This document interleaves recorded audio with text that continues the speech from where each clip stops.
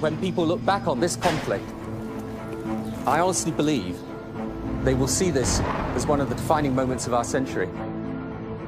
In a week, we'll hear the final verdict on the Iraq War, which cost countless lives and left a country in chaos. It's incredibly eerie here on the streets of Basra tonight. I was with British troops when they invaded, as they fought a losing battle, and when they pulled out after 6 long years of war. Now I'm going back, with parents who lost their son, a soldier, here. Matthew would have thought, you've done it now, Mum. You've done it. The British general who led the Desert Rats into battle looks back on what went wrong.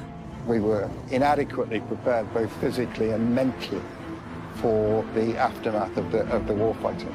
Now the Iraq inquiry will have to decide why we went to war and who was responsible for what happened. We want justice. We want justice, you know, for the sake of our family, for British soldiers who lost their lives there.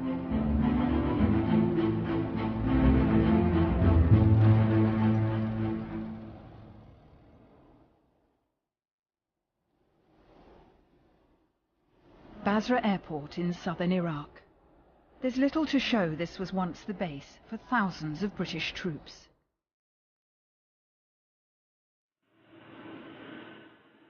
Today it's a civilian airport, and I'm here to meet Maureen and Roger Bacon from London. Morning. How are you? Nice to see you. How was your trip? Too. Yeah, hello Maureen. Nice to see you. For 11 years they've wanted to come to Basra, where their son, Matthew, a British officer, was killed. So that's where Matthew you would have been based. To actually find that there's still the actual building that he worked in, that's something else again. For the Bacons, this is an alien and dangerous place. On the roadside, there's a lot of waste and a lot of rubbish. Barren and pretty bleak, really.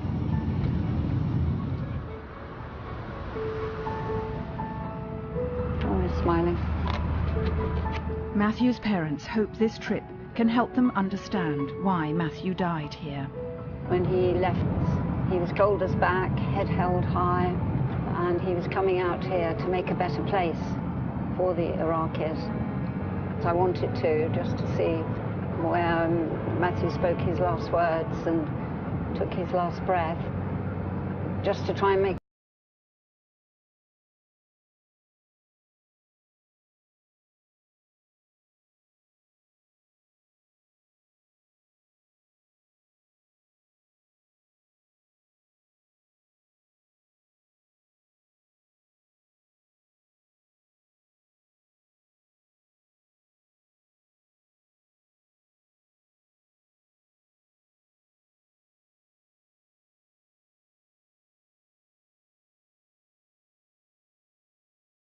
Their aim to secure strategic bridges into Basra.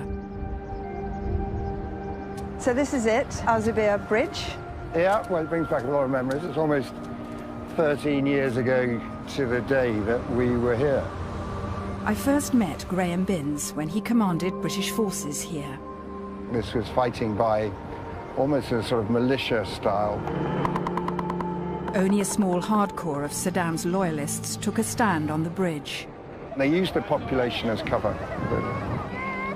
We sat on these bridges for longer than I was expecting, really, and then we started conducting raids into the city centre. Saddam's militia quickly melted away, and the British took control of southern Iraq. Just days later, I drove through Basra. I found the home of Saddam's notorious cousin, once the governor here. Nicknamed Chemical Ali, he'd ordered the killing of thousands of Iraqis with poison gas. Families who suffered under the regime had now taken over his mansion. Thank you, Mr. Blair. You want to thank Mr. Blair for bringing the army here? Yes, good, very good. And many people feel that in Basra? Yes.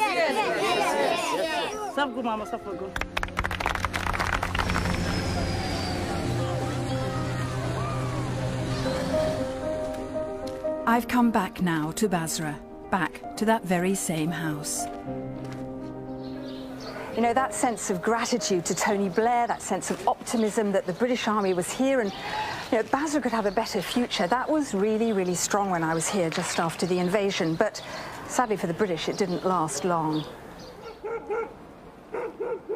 Within a week of taking Basra, on night patrol, it was clear the British were in for a long haul.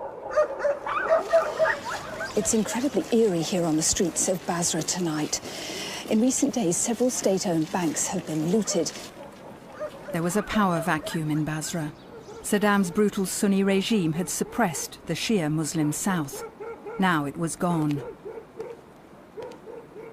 Basically what we've got is guys coming in from the slums area into the town centre type bit where we are now, and they're armed with AK-47s and basically harassing the locals, you know, kicking front doors in.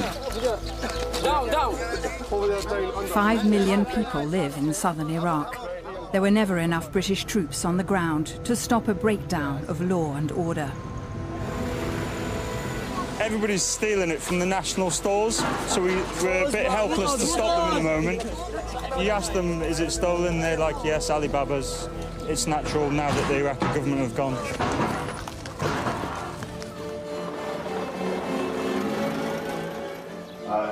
The British Army set up their headquarters in Saddam's summer palace. Brigadier Binns was running an area almost the size of England, with no strategic plan. We really didn't understand how much risk we were taking. Really. I think we'd lulled ourselves into this false sense that the war was over, the fighting had finished, and we would set about reconstruction with the support of the population. Yeah, that fire's still burning over on the front. I'm surprised they've not put them out yet. Yeah. British troops had to supply basic needs like water in a city whose infrastructure had been deliberately run down by Saddam. The soldiers wanted to win hearts and minds, but the population was getting restive. You should bring government suitable. Yes. Okay. The situation is difficult. Let me explain. The situation is very difficult. Yes. Firstly, with the water, you're correct. The water engineering works aren't working. Okay. Mark Etherington was one of just a handful of British civilian administrators sent to Iraq.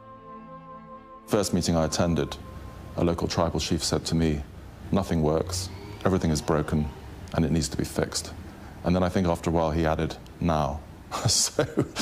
And there were two of us at the time, I remember. I don't think we had a coherent plan in the longer term. We hadn't really, as a coalition, thought through how we were going to operate. We were inadequately prepared, both physically and mentally, for the aftermath of the warfighting. The aftermath would keep the British bogged down for 6 long years. Maureen and Roger Bacon have come to Basra to try and understand what their son gave his life for here. From the start, his parents knew Matthew would be involved in the war. His life had always been military service. I think from age 6, he decided that he was going in the army and it was going to be his career. The idea of soldiering came into his head, really, and he joined the local army cadet force. And it was immediately the right thing for him. Matthew progressed through the ranks to become a major in the intelligence corps. While the army prepared for war, his mother joined 1 million people demonstrating in London. I marched, and it was something that I felt passionate about. I wondered, why are we going into Iraq? It was just something that I couldn't work out and didn't agree with at all. I felt very uncomfortable about it. I felt, this is not right. This is not right. Matthew just said, well, you must do what you want to do, Mum. He didn't give any opinion at all, because Matthew was a professional soldier. 2 years later, Matthew would be posted to Iraq. He only served there for a month. A British soldier is killed in southern Iraq. 3 others are injured. There was this terrific knock on the door, like no other knock that I've ever heard or would ever wish to hear again. Disbelieving, but, you know, in shock, really. That's what it was, complete shock. And we couldn't think. Couldn't think.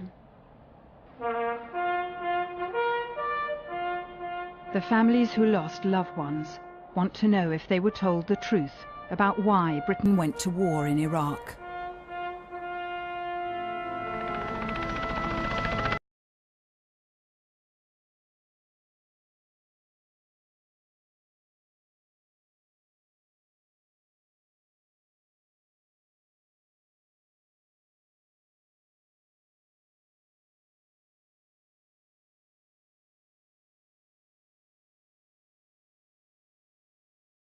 Christopher Mayer was at the Bush Ranch in Texas when the two leaders met in private. Did Tony Blair make a secret deal with George Bush to remove Saddam by military force? Those two men are alone. Now, I suspect what Blair actually said to Bush was, whatever you decide to do, George, I'm with you. The next day, Mr. Blair backed the American desire to get rid of Saddam, their next target in the war on terror. If necessary, the action should be military. And again, if necessary and justified, it should involve regime change. It was the first occasion when I had heard Tony Blair mention in public regime change in an approving way. Removing Saddam by force without a UN resolution would be illegal. Tony Blair said he wanted to go the UN route. But Claire Short, who had responsibility for humanitarian relief, didn't believe him.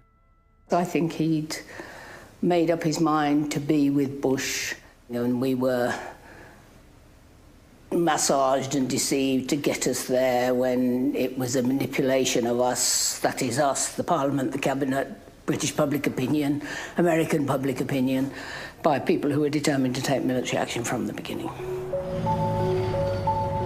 It was only as troops began to build up on Iraq's border 2 months before the war that serious planning got underway. But Sir Christopher had warned London the year before the US had no plan for the aftermath. It was said it's a black hole. It's a black hole. And it is something that you, oh Prime Minister, need to say to the President needs to get moving. And we said this at regular intervals through the year. It's not working on planning. The British government's attempts to get UN approval to tackle Saddam meant they couldn't be seen to be gearing up for military action. The plans for afterwards were not properly made because all the players that should be involved weren't allowed to be involved. Terrible.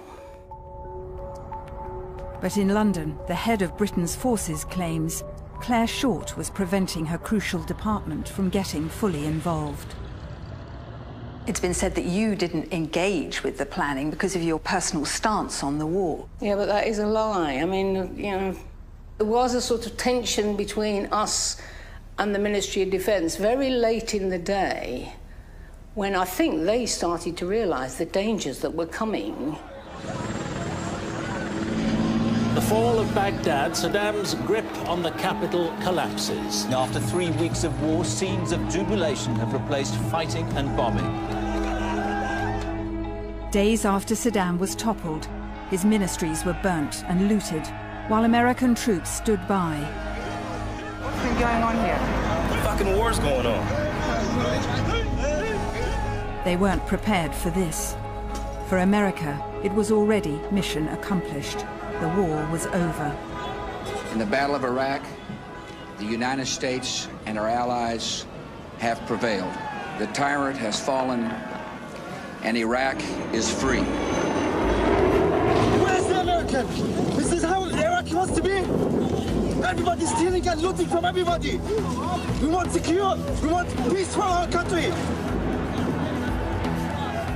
Britain, the junior partner in the coalition, was tied to the only policy the Americans had, to dismantle the whole state. In Basra during the invasion, The coalition had bombed the headquarters of Saddam's all-powerful Ba'ath Party. But now they disbanded the entire Ba'ath structure, which had held the country together: the police, the army, the civil service. We stripped the framework of the nation by removing a regime, and we didn't replace it with anything that was that promoted stability.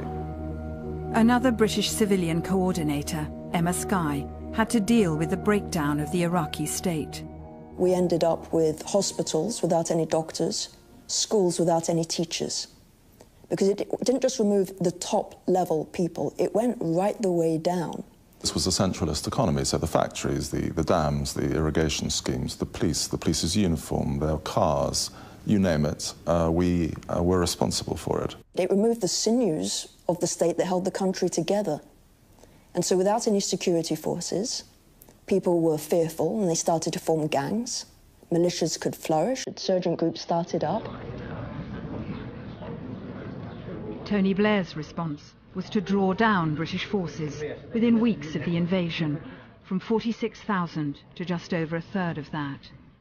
There are people here who in years to come will look back and will remember what you did and recognize that as the start of their future and a life of hope and the possibility of prosperity. Regime change didn't usher in a rosy future. It unleashed powerful sectarian forces. Soon the overstretched, under-equipped British forces would be caught in a disaster that would change public perception of the war.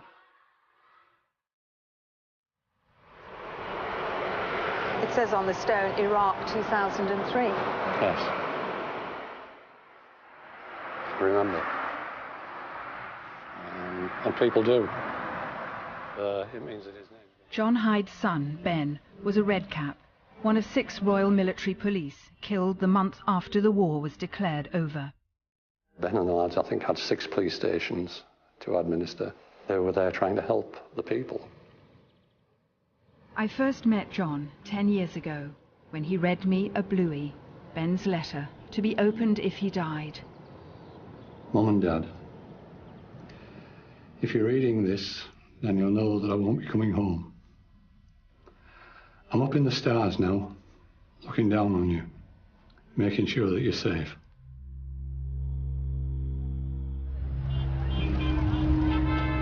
The Red Caps died in Maysan, a Shia tribal area on the border with Iran, the biggest Shia power in the region.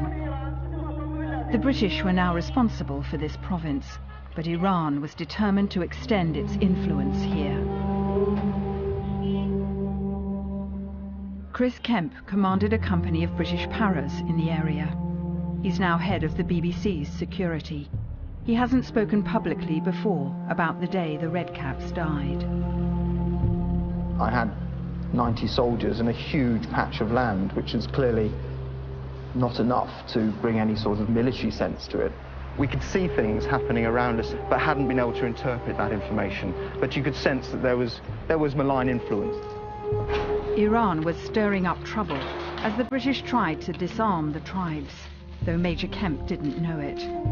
He called a meeting with local elders in the town of Majah al-Kabir. There were people in that room that had never been there before. There were the people right at the bottom of the room that were actually really calling the shots.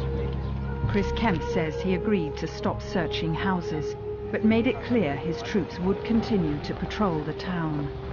So I said, we're not having a no-go area, no further weapons searches, but we would be coming back. A few days later, the paras were confronted by an armed crowd in the town. They had to fight their way out. Meanwhile, 6 Red Caps were at the police station, trapped now by the mob. They had no satellite phone to call for help. There was no thought to take them prisoner, disarm them, or anything else. They went in there to kill them. Ben was hit 6 times and fell to the ground. The Iraqis then went into the room and continued firing until they were dead. What tends to get forgotten is the courage that the lads showed that day. They could have slaughtered a lot of people. But that's not what the Royal Military Police do. The peacekeepers, the trained negotiators. Chris Kemp led the force sent to rescue the Paras and discovered the Redcaps had been killed at the station. I remember the ambulances with the legs of the soldiers.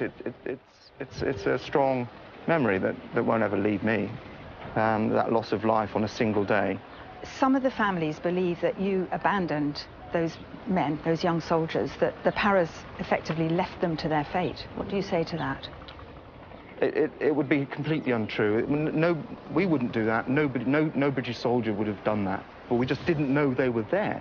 And in the confusion, you would not have known they were there unless somebody had told you were there. The battalion headquarters didn't know exactly where the Redcaps were. The inquest questioned the failure of intelligence and lack of crucial equipment like satellite phones. And I don't know what closure means. You think about Ben?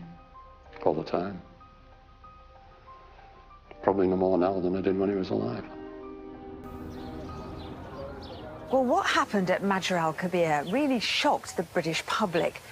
They realised for the first time that, far from mission accomplished, some Iraqis with meddling from Iran were never going to accept the British Army occupying their country.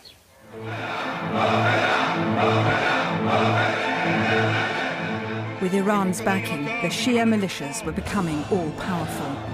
The British underestimated the growing influence of Muqtada al-Sadr, the firebrand cleric, and his Mahdi army. They thought they could negotiate with him, but his militia was gearing up for a fight. The British forces came to Iraq as invaders. We considered them an army of occupation, so we had a duty to resist. And we were able to fight them despite our scarce resources.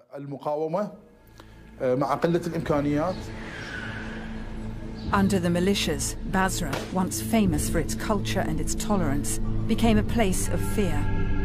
Alcohol sellers were hounded out. People disappeared, were tortured and killed. Middle-class, educated Iraqis began to leave.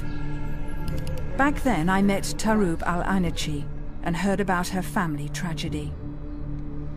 Her husband Hazem was working for the British as they tried to put local government in the hands of Iraqis.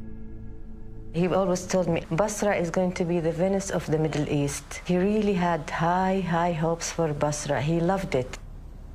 But Hazem refused to take part in corruption, which was now flourishing as a result of the insecurity. I heard the shots in the house because it happened so near to my house. They just came at very short range and blew his head off. I've come back to visit Taroub, who now lives in Jordan.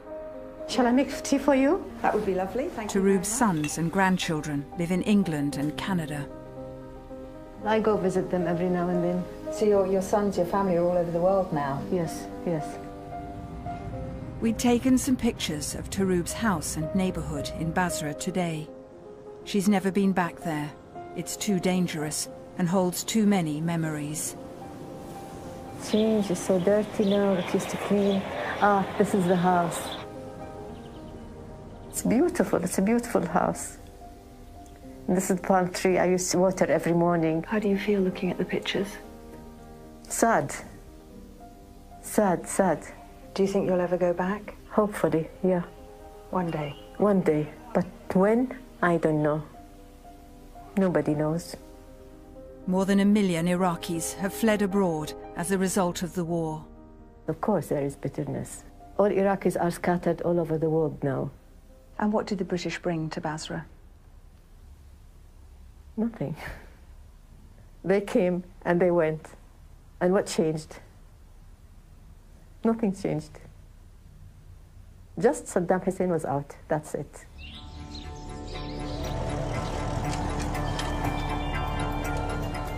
Nine months after the invasion, US forces finally caught Saddam. He was hiding out by the river Tigris. So this is it? This is it. This is where this is the presidential suite. The presidential suite? Yeah, it's right there. It was here? Yeah. But running Saddam to ground in his foxhole didn't stabilize Iraq. His loyalists joined Sunni extremist groups like Al-Qaeda, fast gaining a foothold here. They launched brutal sectarian attacks against Shia Muslims. The country descended into violence and anarchy. First explosions went off amongst pilgrims gathered at the city's... Iraq suffers its bloodiest day since the official end of the war. Before the war, the Prime Minister had disregarded experts who warned of the risks of removing a dictator. Tony Blair told the nation the real threat was Saddam's weapons of mass destruction. He has existing and active military plans for the use of chemical and biological weapons, which could be activated within 45 minutes. Before the war, UN inspectors searched Iraq for the weapons. Finding them would have justified a military invasion. I was with them, checking out some of the locations in Tony Blair's infamous intelligence dossier. I'm on my way to Al Dawra. It's a vaccine laboratory, which British intelligence in their dossier have called a facility of concern. There was nothing left anywhere. The UN never found the weapons.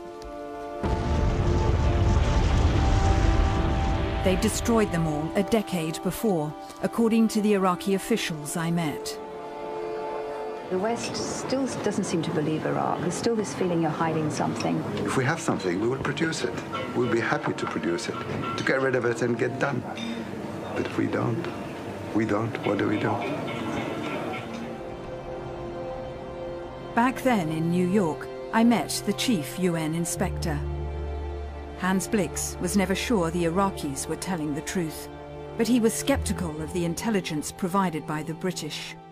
Frequently they simply state that intelligence tells us this or intelligence shows that. Fine, it may all be true.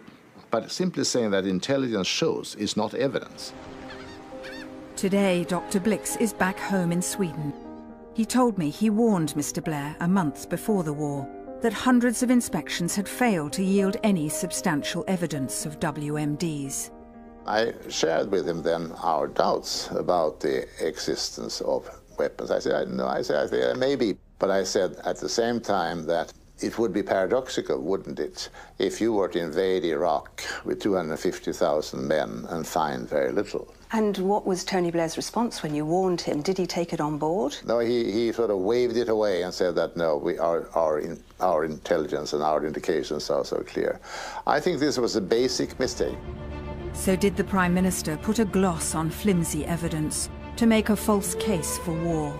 A far-reaching VX nerve agent program, up to 6,500 chemical munitions, at least 80 tons of mustard gas, possibly more than 10 times that amount, unquantifiable amounts of sarin. In the crucial Commons debate on the eve of war, Mr. Blair said anything unaccounted for from a decade before must still exist. Seriously? Do you think he misrepresented the facts? What he said did not represent the reality. Was he lying, therefore? Never claimed that he was in bad faith. Many people can bring themselves to believe something that they want to believe. But do you think he misrepresented the facts? Yes. Even after they destroyed Saddam's military machine, the coalition never found the elusive weapons of mass destruction. Only facilities abandoned long ago. A year before the war, British intelligence had told the government their knowledge of the WMDs was sporadic and patchy. But 6 months later, intelligence chiefs helped Mr. Blair compile the dossier that made the case for war. I apologize for the fact that the intelligence we'd received was wrong, because even though he had used chemical weapons extensively against his own people, against others, the program in the form that we thought it was did not exist in the way that we thought. So I can apologize for that. Apologising for the intelligence being wrong is blaming the intelligence agencies, and is a falsity, because what was known, which was very little indeed, was then exaggerated way beyond to give this imminent threat to Britain. I mean, that's just dishonest. There's no question about it.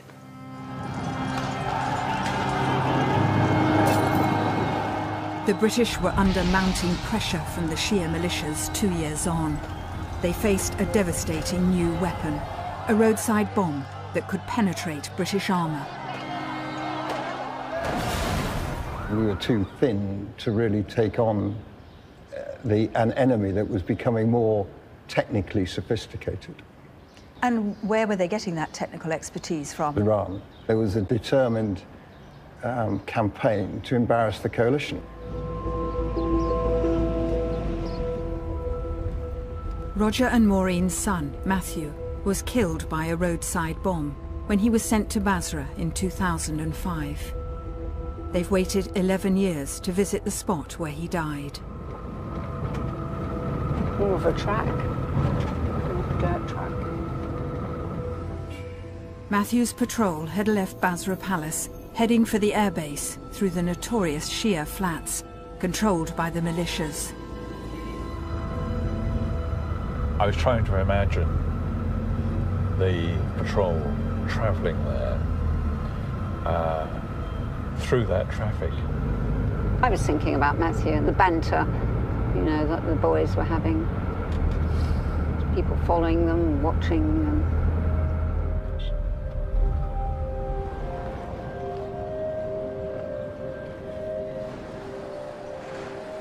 This is still a threatening and dangerous place. We can't stay long.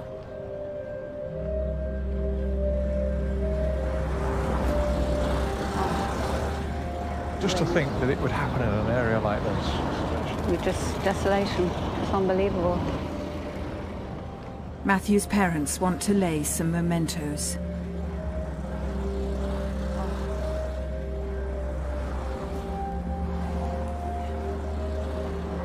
And next, to lay the pebbles, one from Roger and myself, and the cross and the pebble from Matthew's brother. Sweeties. That was really emotional, and to scatter the poppies. Just put them around. Yeah, just Oh, okay. very difficult to put into words. I just felt Matthew there. Well, I've got one for one each. 79. 79. They've bought poppies for each of those killed in action in Iraq. Men and women. Men and women. There we go.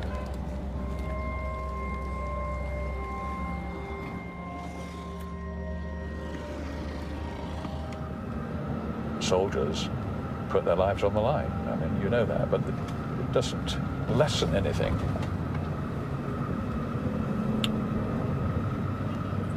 The grief is the same.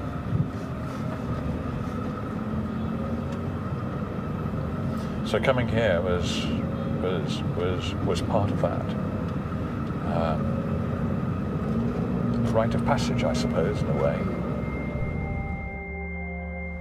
I have a sense of relief. A relief at actually seeing the place where Matthew died. And also, Matthew would have thought, "You've done it now, Mum. You've done it." And it's what he would have expected me to do. Definitely. Matthew should never have been on that road. He should have been in a helicopter, but it had broken down. He had to go in a snatch Land Rover, a lightly armoured vehicle. He died 2 years after the first soldier was killed in this type of Land Rover. We actually saw the Land Rover on the television news, and it was horrific. Absolutely horrific. I mean, the snatch Land Rovers, it's like a knife going through butter. The year after Matthew Bacon died, British soldiers were still being killed by roadside bombs. As Iraq teetered on the brink of civil war, I joined the small British detachment in Maysan, where the Red Caps had been killed. Everyone was on high alert. The Shia militia leader, Moqtada al-Sadr, had just warned the British to leave.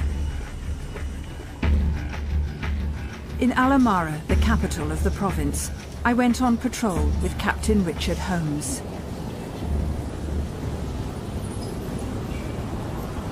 Seems calm enough. Yeah, I mean, as I said, we've been here 4 months, and this area especially, people have always been very welcoming. They're very friendly. But within minutes, everything would change. We've just walked about 150 yards through town, and clearly our military escort is worried. We're not able to stay here much longer.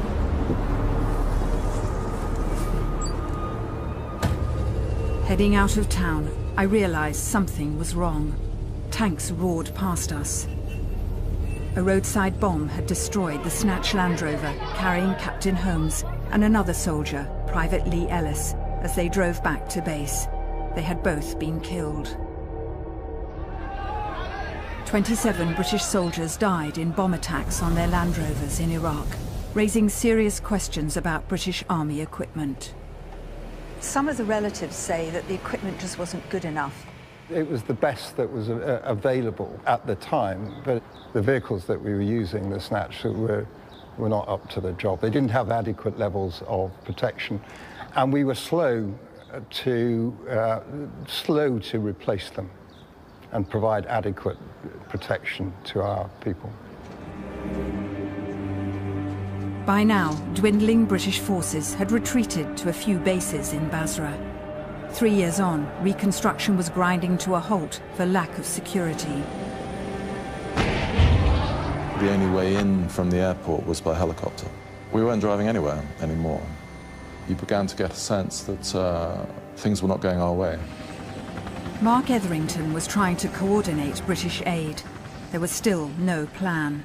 There were countless scattered islands of effort where people were working very hard and often bravely, but they didn't seem knitted together in any way. One didn't sense that all of this amounted to a strategy. In the sheer flats, just a few hundred yards from where Matthew Bacon died, there's a sad reminder of what the British tried and failed to achieve in Basra. They built 3 huge water towers and spent £10 million trying to provide clean water for 500,000 people. The British company came to work on the project here. It was meant to supply water for this area. We didn't have drinking water. It was salty, full of dirt and bacteria.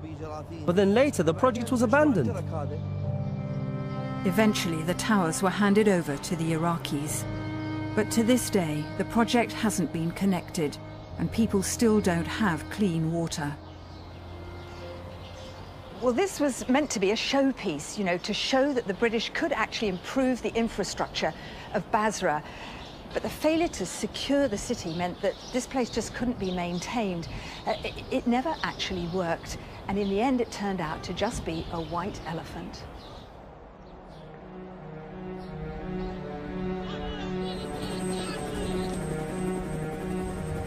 Four years after the invasion, the British were hunkered down in their main base at the airport. I've come back with Graham Binns to what's left of the airbase today. Well, I mean, it's a trip down memory lane. I mean, this was the main British garrison before we left. It's changed an awful lot, actually. Most of the infrastructure has been stripped out. The commander who'd easily taken Basra came back 4 years on to a very different challenge. So the whole place was just covered in these things, which are T-walls made out of concrete that protect buildings and people.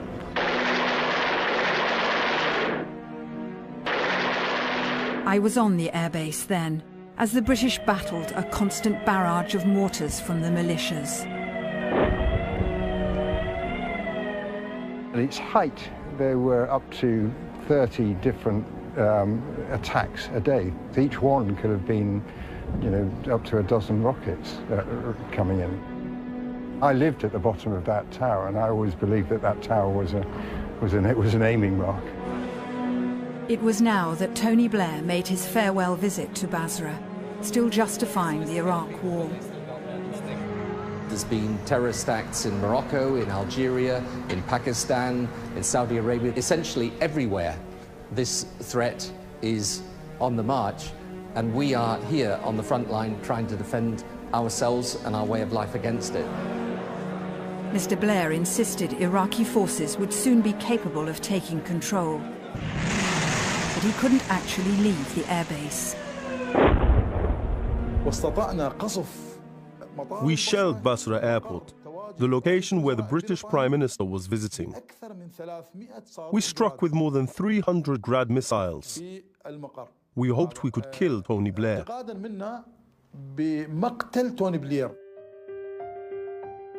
The Prime Minister who'd taken us to war in Iraq now stepped down. Mr. Blair declined our request for an interview. He told us he would make a full statement when the Iraq inquiry reports. But he had this to say recently on American television. I can also apologise, by the way, for some of the mistakes in planning and certainly our mistake in our understanding of what would happen once you removed the regime. But I find it hard to apologise for removing Saddam. Mr. Blair claimed removing Saddam would make the world a safer place post 9/11. I need you to help me, Mr. Blair, because... Instead, there's been hostage-taking, beheadings, suicide attacks in London. We are at war and I'm a soldier. Now you too will taste the reality of this situation. The Iraq War has fueled extremism and instability across the region. This British man has to pay the price. The so-called Islamic State emerged from the chaos of Iraq. A magnet for jihadis, they're now attacking Europe. Yet intelligence chiefs had secretly warned before the Iraq invasion the threat from terrorism would be heightened by military action. There's so much tinder in the region. The slightest spark sets off a conflagration. So we don't know where this is going to end. We look at Iraq today, and it's a failed state. We look at Syria, it's a failed state. A lot of this derives from the fact that on the basis of faulty intelligence, the US and the UK went to war in 2003. Roger and Maureen Bacon are visiting an Iraqi family whose lives have also been devastated by the war here. I'm very sorry with you. It is a real tragedy. Our sons are victims of an unjust war. نفس الحالة. My son is killed. إرهاب وقبل يعني هو سيارة مفخخة بداخل انتحاري. Nebras Gergis was just 22, one of 5 policemen killed on a checkpoint by Islamist militants after the British left Iraq. العراق يعني من وراء سقوط صدام بالبداية كانت الأوضاع زين يعني كنت فرحان هم راح يعني يقذونا وما راح يسوون لنا شيء يعني.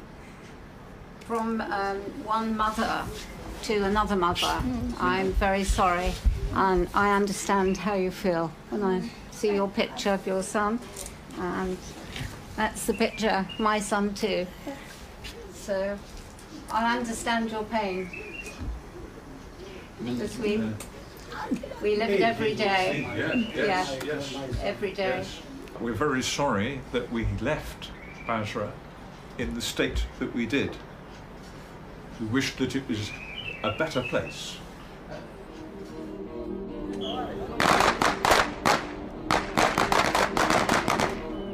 Okay, the scenario is that you have stopped a vehicle, had a check. In the last years the British spent in Basra, I saw their big push to train up local police and security forces. They wanted to hand over responsibility for security to the Iraqis as soon as possible. Today, Basra's police chief, Abdul Karim Al-Amari, is not short of manpower, but that's part of the problem. If you look at the police in Basra, we have around 29,000. This is an insane number. I'm sure this doesn't happen in Britain, right? Though the British spent millions training the police, the emphasis was on quantity, not quality. People applied who weren't fit to work in the police. Some were thieves, murderers, wanted men, but they gave them ID cards and weapons. a government license to start looting. And now in most of the gangs we catch, we find policemen. والآن أغلب العصابات قاعد نمسكها يطلع بها رجل أمن. This road outside Basra, near the Iranian border, became kidnap central after the invasion. It's only now the police chief set up a ring of checkpoints, manned by more professional forces, that kidnaps dropped substantially. The British spent a lot of money and time here training the police. Did it do any good? No, just the opposite. If the British had built a police force using a more scientific approach, we wouldn't have had these problems. Building up Iraqi security forces meant Britain could move troops and equipment to fight in Afghanistan, now seen as the priority. Meanwhile, America was reinforcing Iraq with a massive surge of soldiers. Emma Skye was now political advisor to the head of US forces. With the Americans like, we are coming back and we're going to make this work. In Basra, there became a sense that the Brits calculated that Iraq was lost, that Afghanistan was still savable, that they would get out of Iraq and go to Afghanistan. We'd lost the strategic will to endure. We were measuring success by the rate at which we could draw down and move people to Afghanistan. But actually what happened is that we resourced neither particularly well. We went into Afghanistan with too little and we drew too much away from here too quickly.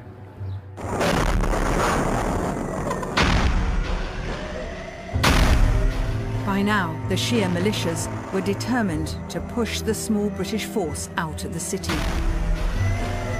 Here it goes again!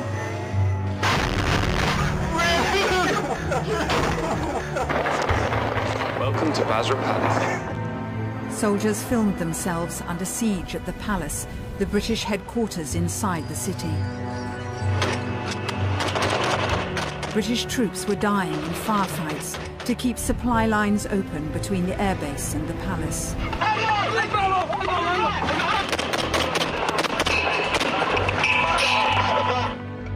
Iranian mortar crews reinforced the militias. Mate, that was close. I'm joking. Put your hands around him, man.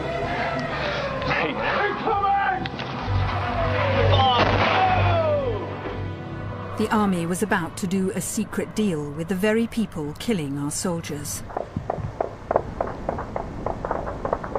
I was there and saw the celebratory shooting as militia prisoners were released from British custody. You did do a deal with them? Well, I'm not going to discuss the nature of those talks.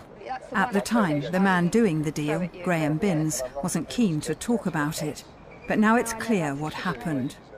We started talking to the leadership and we reached a deal for the release of prisoners, providing the attacks against us stopped.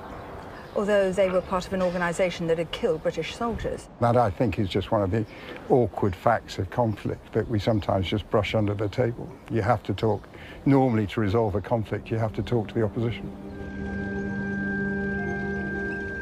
And so the British army withdrew from Basra to the airbase outside the city. They would finally leave southern Iraq 6 years after the invasion.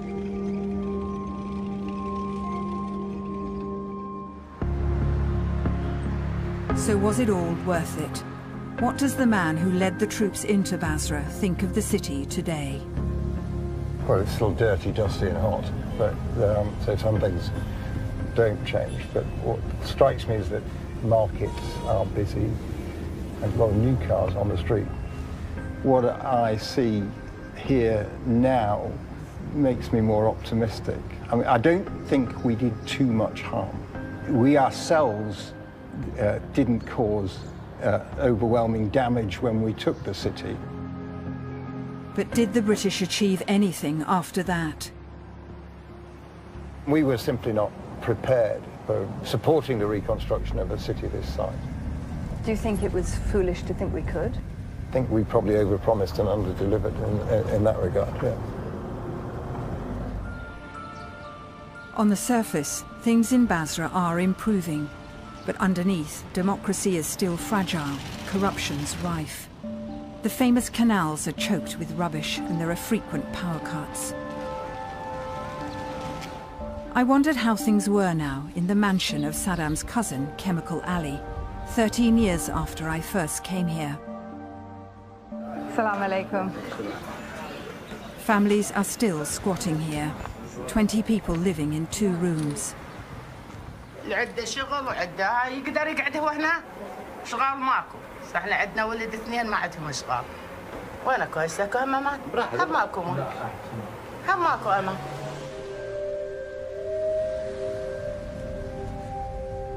Security remains the key to everything here. Today, Basra Palace is still home to military forces, but now it's Shia militias who are based here. Ironically, the very people who forced the British out are an essential part of the Iraqi army, fighting the so-called Islamic State. It looks a bit neglected now, doesn't it? Well, it does, actually. It's run down. It's occupied by various elements of the Iraqi military and security forces. Yeah, and a few sheep here. Well, even. somebody's making good use of the land. Yes, yeah. yes. So what's the General's final verdict on Britain's war in Iraq?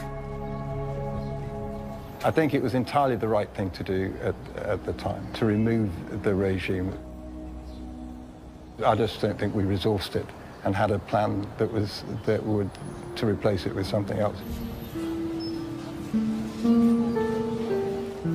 No one can deny the tragedy of this war, which cost Iraq at least 250,000 dead, 2 million displaced and homeless.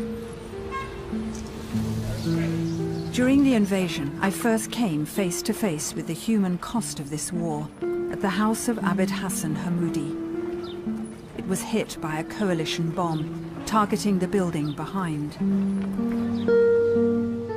Before I leave Iraq, I really want to see this place again. The coalition mistakenly thought Chemical Ali was at the neighboring house.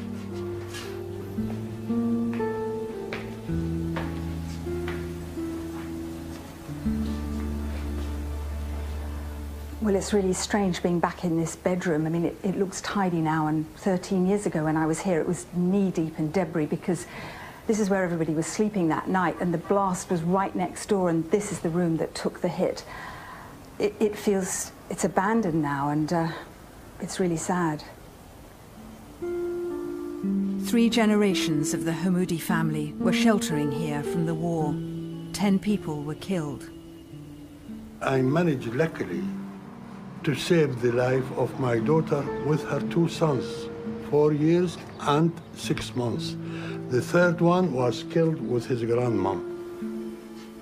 Dina Hammoudi lost her young son. What will your family do now? What will the women do? Nothing, just crying. We don't have anything to do, just crying. Just crying. To just nothing. Abid Hassan, Dina and the family now live in England. They still gather every year on the anniversary of the bombing. Every morning I look at the picture and I cry for a while. The tragedy is never be forgotten. It's with me day and night. Something I will never forget a minute, honest to God. Do you think that your family will ever recover from what happened? I don't think so. I don't think so. It is difficult, and it's getting more difficult with time. They say sometimes time is a solution, but myself, I think, with time, it's getting more complicated. When the Hammoudis left Iraq, they shut up the house in Basra. They were once pillars of their community. Dr. Akram goes back to help in the hospital when he can. The people now started to say that they're better lived in Saddam's days rather than these days. Better off under Saddam? Yeah, that's what they feel now. Who do you blame for what happened in Iraq? Blair and Bush. Those 2 people that are responsible for everything that happened to the British people and to Iraqi people. And those people, they should be taken to court of law, and they should be judged. What do you feel about Tony Blair and his responsibility for what happened in Iraq? We want justice. We want justice, you know, for the sake of our family, for British soldiers who lost their lives there. He is responsible for what happened. He and Mr. Bush. When I first came here, Saddam's yacht was still moored on the Shatt al-Arab waterway. Now it's barely visible.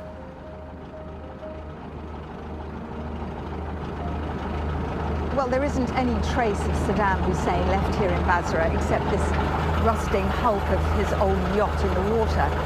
But you know, the British have hardly left any trace here either. And it could well be that their only lasting legacy is that they did remove Saddam.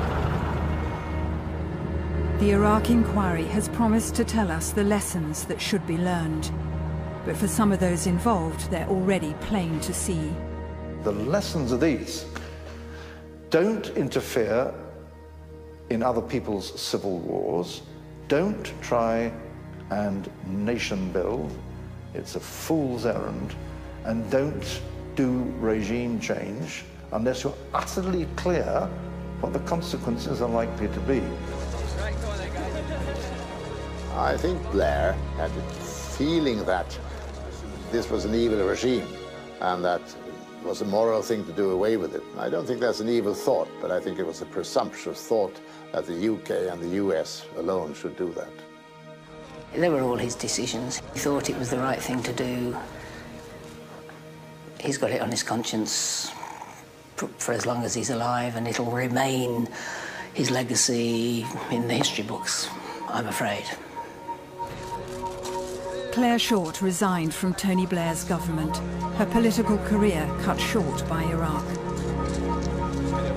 I did try, but I still feel terrible about it. Terrible.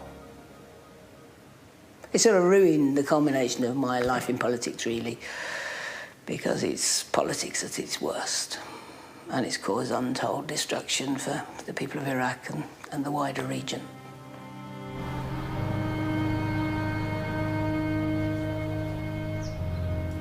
Has coming to Basra helped Roger and Maureen come to terms with Matthew's death?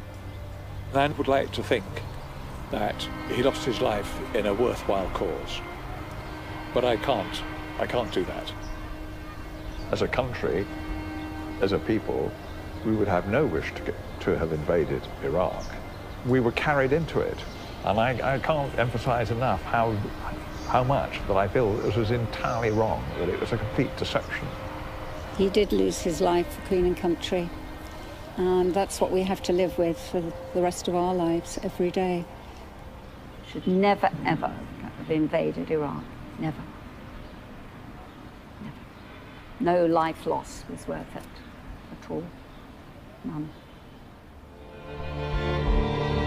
Whatever the verdict of the Iraq inquiry, the true scale of the damage done to this country, the region, and Britain's reputation, only history can judge.